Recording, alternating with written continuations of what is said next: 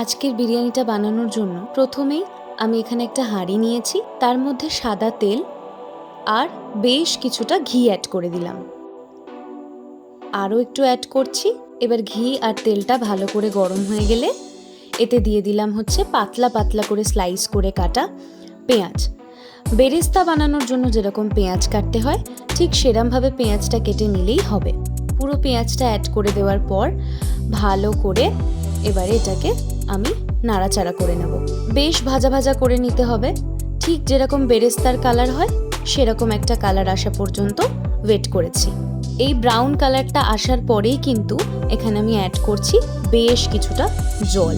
এইটাই কিন্তু এই বিরিয়ানিটার স্পেশালিটি, এটাকে বেসিক্যালি বলা হয় পেঁয়াজের রস। তো এবার এটার মধ্যে আমি অ্যাড করছি কাশ্মীরি রেড চিলি পাউডার আর সামান্য একটু লঙ্কার গুঁড়ো। তারপরে দিলাম পরিমাণ মতো নুন। আমার জলের পরিমাণটা একটু কম মনে হলো, তাই জন্য আরও একটু জল অ্যাড করলাম। এবার দিচ্ছি একটুখানি মিঠা আতর, এটাই কিন্তু বিরিয়ানির স্মেলটাকে এত সুন্দর করে। এবার দিলাম আদা রসুনের পেস্ট। এখানে কিন্তু তোমরা চাইলে আদা রসুনের জলও ইউজ করতে পারো। ভালো করে নাড়াচাড়া করে নিলাম। এবারে বিরিয়ানিতে তো আলু ছাড়া খাওয়া যাবে না, তো আলুটা আমি আগে থেকে কেটে রেখেছিলাম। এবার এতে আমি আলুগুলো অ্যাড করে দিচ্ছি। এতে কি হবে, একদম দোকানের মতো বিরিয়ানির আলুটার স্বাদ হবে। আলুটা পুরো 70% মতো কুক হয়ে গেলে আমরা এই পেঁয়াজের রসটা থেকে, মানে যে গ্রেভিটা হবে সেটা থেকে আমরা ভালো করে এই আলুগুলোকে এরকম একটা ছাঁকনির মাধ্যমে তুলে নিচ্ছি। একটু খেয়াল রাখতে হবে যাতে পেঁয়াজ বা মশলা এগুলো যেন উঠে না আসে। এই যে এখানে আলুগুলো সব তুলে নিয়েছি।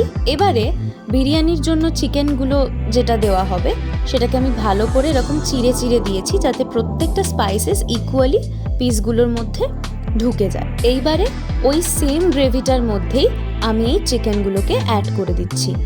চিকেনগুলোতে কিন্তু আমি আগে থেকে কোনো রকমের নুন বা কোনো কিছুই ম্যারিনেট করে রাখি। এবার আমি এতে দিচ্ছি সানরাইজের বিরিয়ানি মশলা। এই বিরিয়ানি মশলাটা বাড়িতেও বানানো যায়। মাংসটা মোটামুটি কুক হয়ে গেছে। এরপরে আমি অ্যাড করে দিচ্ছি এখানে আলুগুলো। এবার বেশ কিছুটা ফেটিয়ে রাখা টক দই অ্যাড করে দিচ্ছি। এবার যেটা করতে হবে সেটা হচ্ছে বিরিয়ানির জন্য চালটা আমি সেদ্ধ করতে দেব।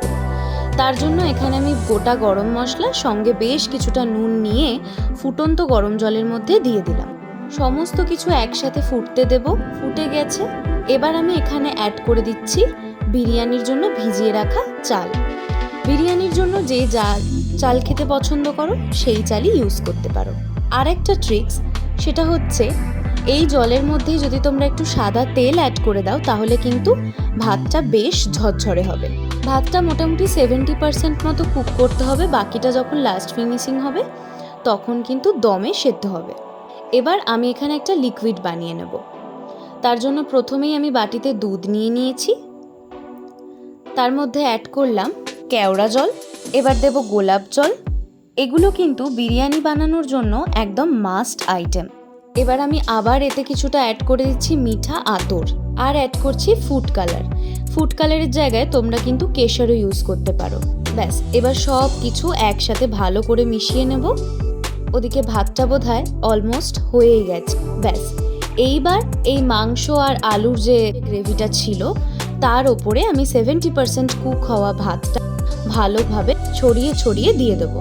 ভাতটা কিন্তু ভালো করে স্প্রেড করে করে দিতে হবে যাতে চারিদিকে ভাতটা ছড়িয়ে যায়। এবার আমি দিচ্ছি আবার একটুখানি বিরিয়ানি মশলা সানরাইজের। এবার ওই লিকুইড যেটা বানালাম সেটা দিয়ে দিচ্ছি।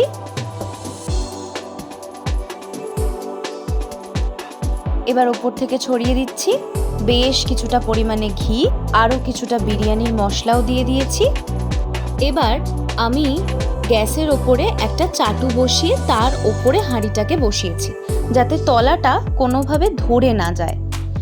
অনেকে এটা আটা দিয়েও সিল করে বা অ্যালুমিনিয়াম ফয়েল, তবে আমার মা আমাকে সাজেস্ট করলো এখানে একটা শিলনোড়া রাখার জন্য। ব্যাস, এইভাবেই এবার প্রথমে বেশ কিছুটা আঁচে 15 মিনিট, তারপরে 10 মিনিট লো আঁচে এবং 10 মিনিট দমে বিরিয়ানিটা হল। আর দেখতে এরকম হয়েছে। যেমন দেখতে ঠিক তেমনই লোভনীয়। দেখতেই পাচ্ছ বিরিয়ানির চালটা ঠিক কতটা ঝরঝরে হয়েছে, পুরো কিন্তু দোকানের মতো হয়েছে। তোমরাও কিন্তু খুব সহজেই বাড়িতে বানিয়ে ফেলতে পারবে এরকম দারুণ স্বাদের বিরিয়ানি। স্বাদ, গন্ধ, দেখতে সব দিক দিয়েই বিরিয়ানিটা best.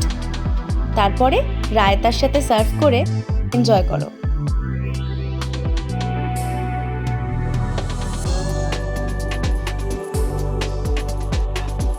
Thank you for watching.